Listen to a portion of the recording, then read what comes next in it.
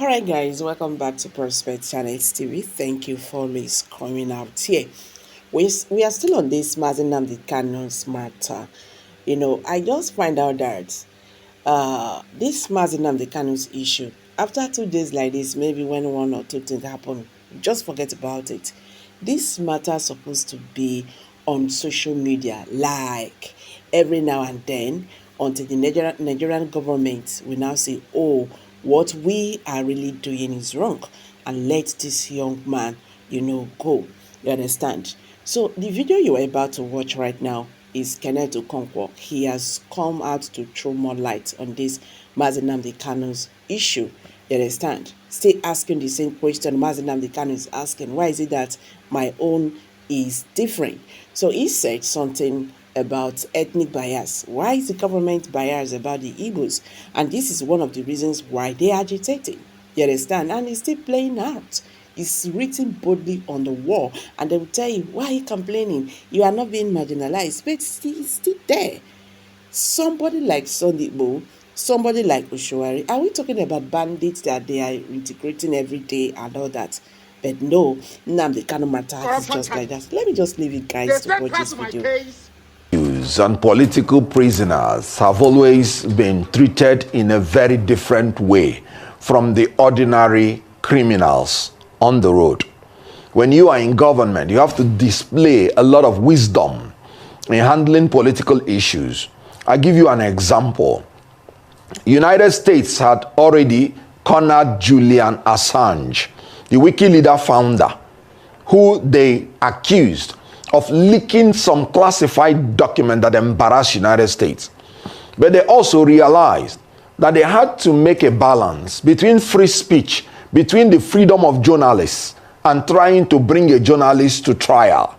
They know that Russia is holding some of their citizens who are journalists, and they are trying to bring espionage charge against them. Knowing this, they know that even if they bring this man to the United States, they will still, face some backlash. They now went through wisdom and did a plea bargain and released this man from jail and allowed him to get back to Australia. Nnamdi Kanu has not done anything that other people from other zones have not done.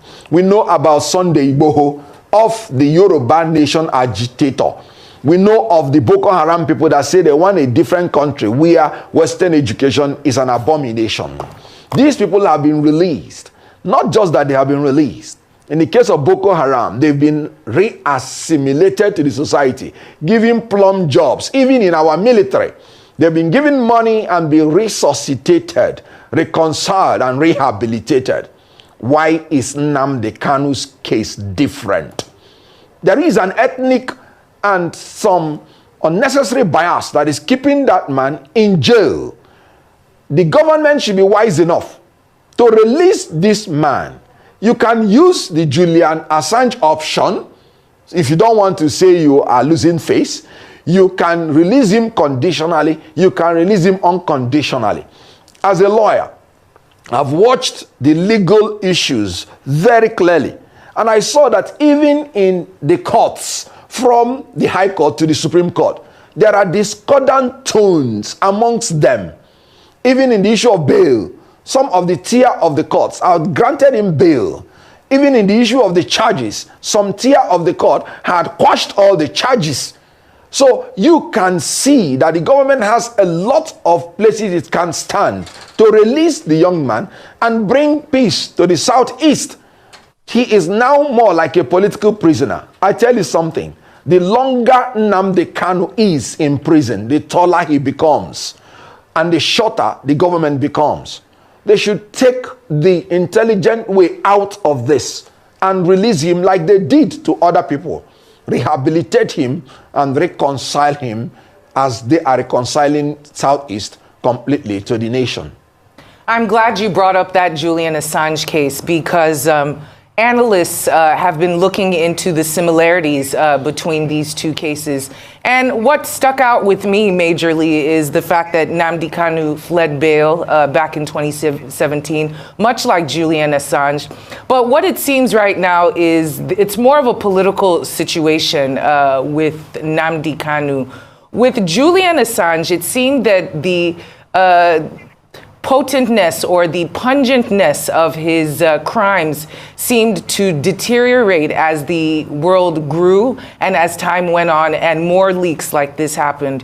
In the case of Nnamdi Kanu, some could argue that him staying in jail, of course, it's unfortunate, but him being released would also lead to some unintended consequences in terms of an escalation of violence. This is allegedly, etc., and the reigniting of his followers who seem to be scattered all over the world and seem to be a bit of a thorn in the flesh of individuals who have been suffering the sit-at-home orders and all the other violence that has come about. How will they be able to balance those two equations of keeping him in jail, which is worse, keeping him in jail or letting him out, and potential violence escalating? What are your thoughts on that? My thought is this.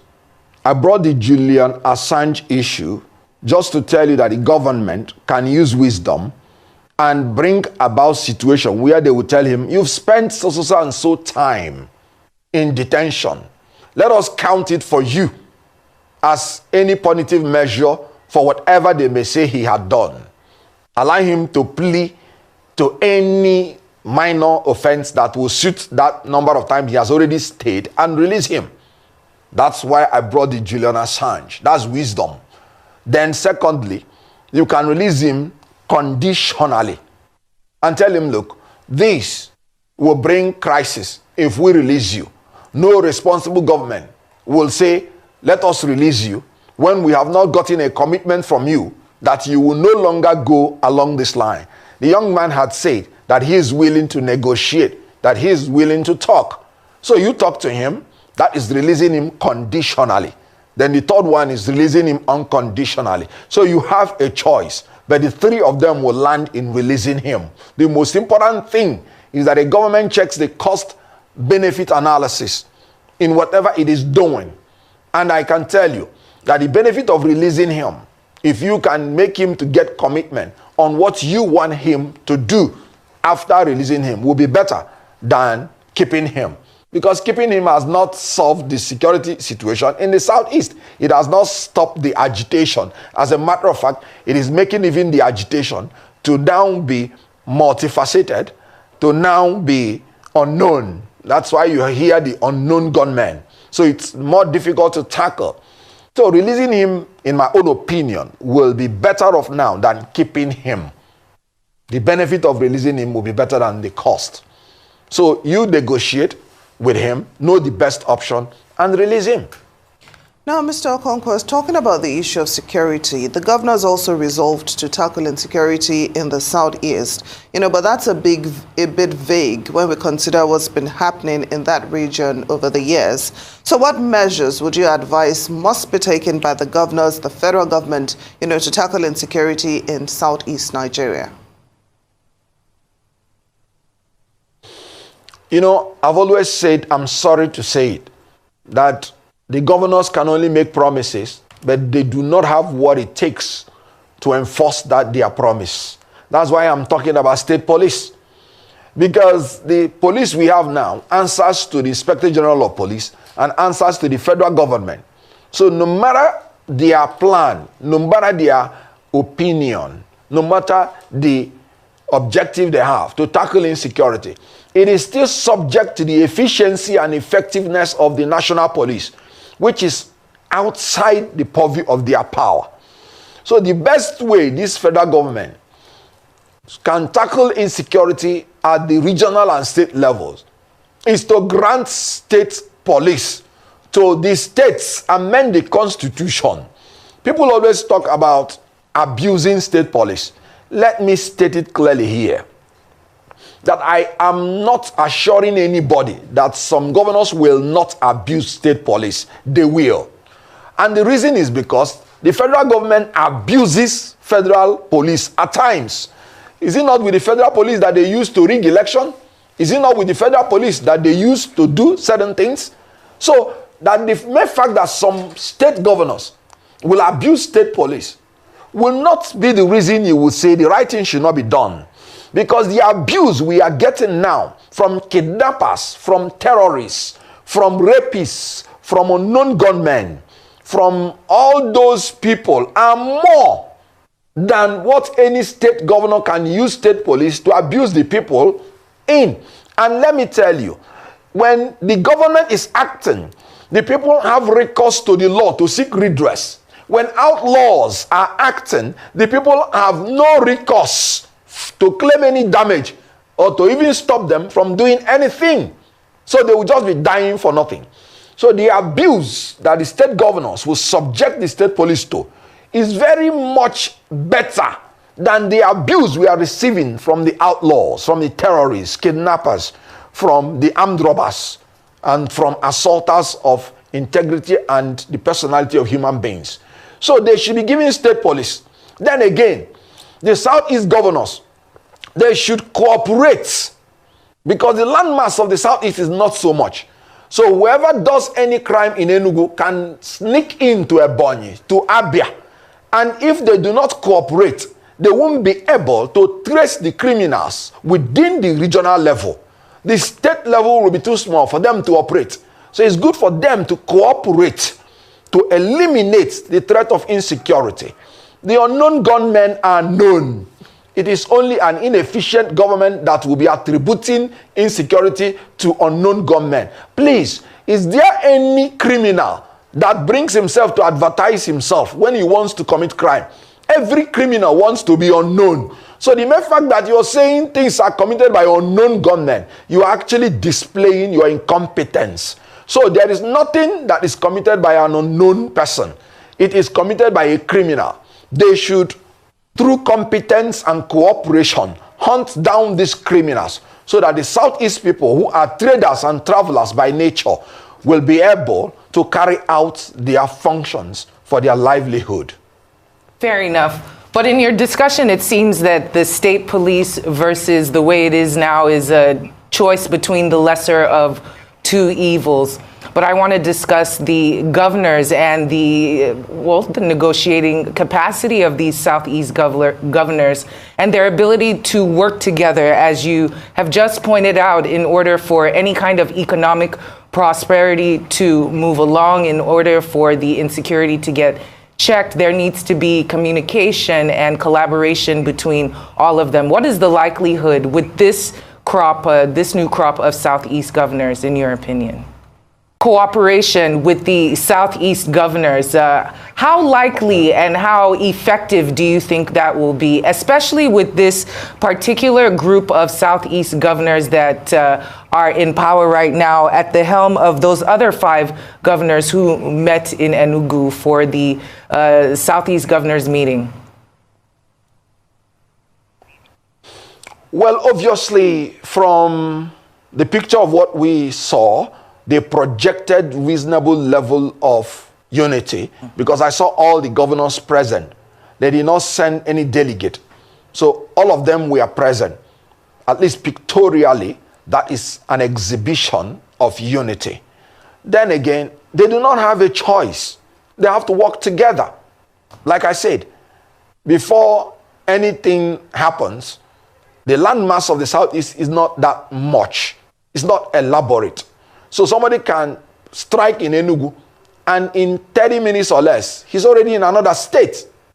So if you make a rigid boundary, then the criminals will be getting away with their crimes, because they will be sneaking into other states. So they don't really have a choice. And their cooperation is very, very easy, because the shared cultural is monocultural, is monolingual, is monoethnic.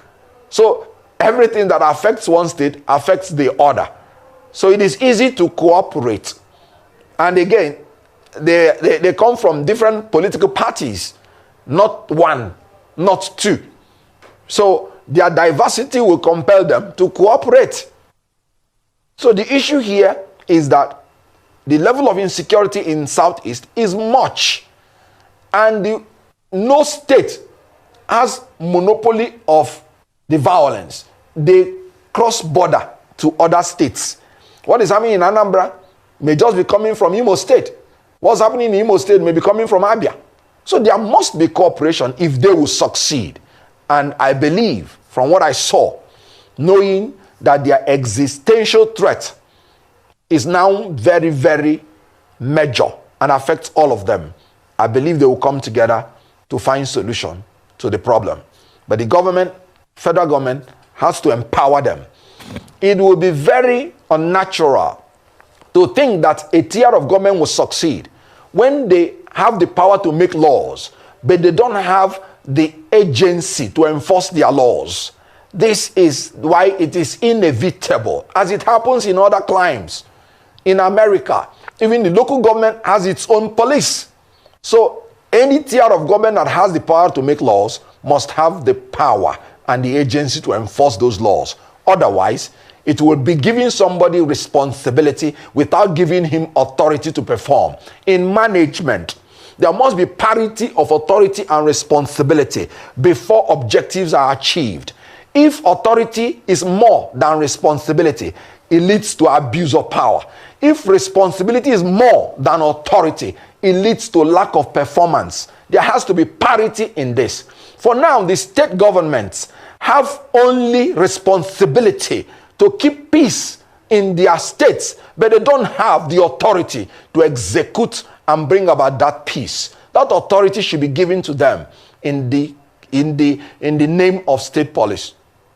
Mr. Kenneth Okonkwo, recently, we had news that some northern senators and cattle breeders are against the passing of the anti-open grazing bill, saying it is against their freedom to reside anywhere in Nigeria, as stated by Section 42 of the 1999 Constitution.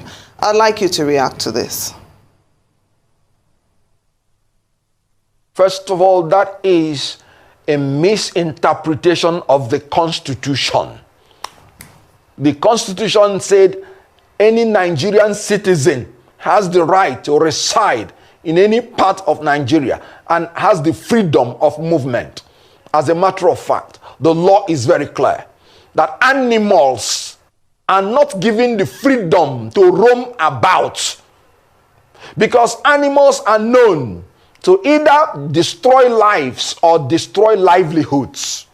So when you talk about cattle, when you talk about herbivorous animals, you're talking about animals that destroy livelihoods. Rearing animals and planting crops, these are the two sides of agriculture.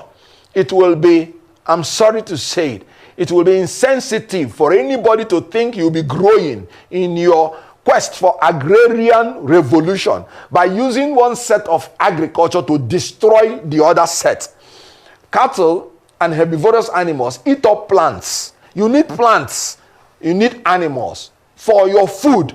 So saying you will allow the cattle to eat up the plants is actually being unwise, because you are destroying agriculture thinking you are improving it. Now, the issue of banning the open grazing, I am really very shocked that any human being in the 21st century will even open his mouth to say you will allow these young, beautiful children to be following animals from Maiduguri to Port Harcourt, from Sokoto to Lagos, trekking through the forest, where they will be drugged, where they will be brainwashed, where they will be traumatized and terrorized, without option of going to school. And you're saying your own children will be going to the best of schools, and the children of the poor and less privileged will be condemned perpetually to live in forests, in terrorist-infected forests, to trek with animals. You have reduced these children to the level of animals. I can tell you, hardly will any child move from Maiduguri to Port Harcourt trekking in Nigeria today without meeting one kind of Waterloo or the other, or without coming out becoming a terrorist himself. All the crimes that are being committed in Nigeria today are committed in the forest. And then, what is the security of the cattle in itself? Because the cattle will end up being rustled by the terrorists. There is no more safety in the forest as it used to be. And these children are entitled to go to school. They are not entitled to be condemned to become animals. And when you allow animals to pass through the cities, we are talking about cholera. Cholera is the filthiness and the contamination of the water you drink by basically the feces of animals and human beings being defecated in open place. We are talking about human beings defecating in open place, but we're talking about animals freely defecating in open place when you allow this open grazing. And then rain will fall and wash them into the streams, which some of these people drink, and even some of the water the people drink, and it will cause cholera.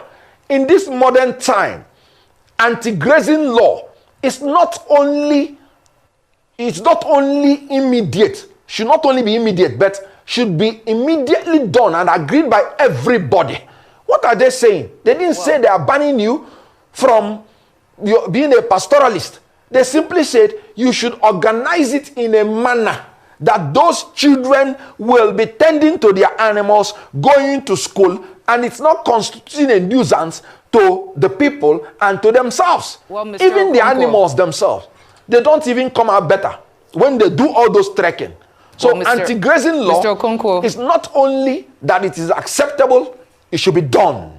Well said. It is wicked to allow children who should be in school to be in the forest.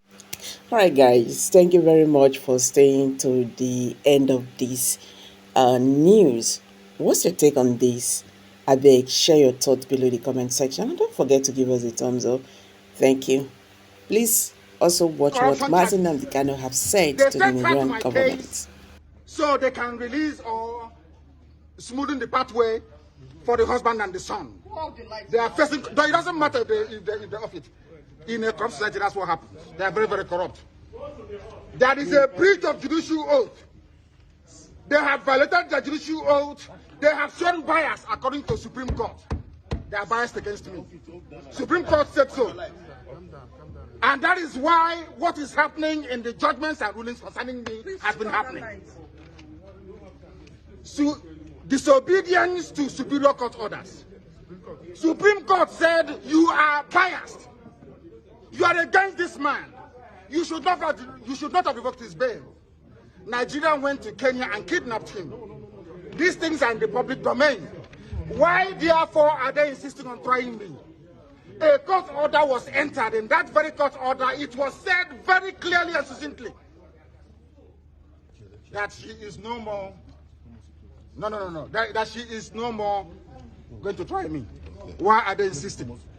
Why are they insisting? I ask. Because they have no case against me. They have no case against me, and they know it.